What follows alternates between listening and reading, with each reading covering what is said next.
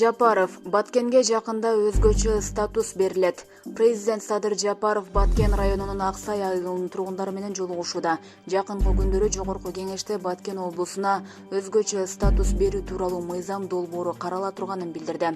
3 ай мурун Баткен облусуна өзгөчө статус берүү тууралуу тапшырма берген. Учурда жогорку кеңеште мыйзам долбоору каралып жатат. Жакында кабыл алынат, кол коем. Мамлекеттин болгон күчүн Баткенге жумшап жатам. Башка бир дагы районго акча бөлүп бере элекмин. Жакынкы 10 жылда Баткенди болуп көрбөгөндөй өзгөртөбүз, деди президент.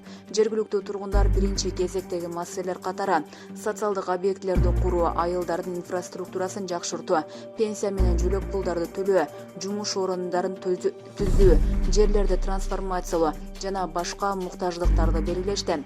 Садыр Жапаров Баткен облусуна 2 күндүк иш сапар менен 27 майда барган. Ал кыргыз-тажик чек арасындагы куралдуу жаңжалда жабыркаган айылдарда эл менен жолугушту. Булак, Азаттык.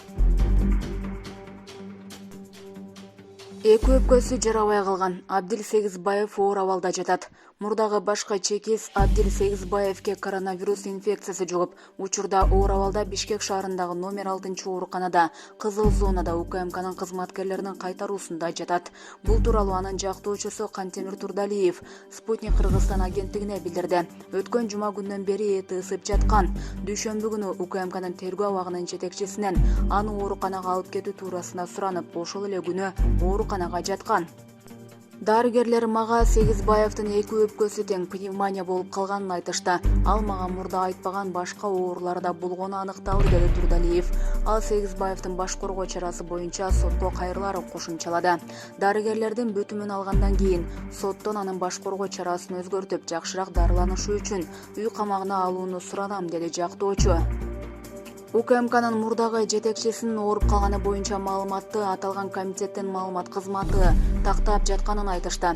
Сегизбаев учурда УКМКнын тергөө абагында отурган.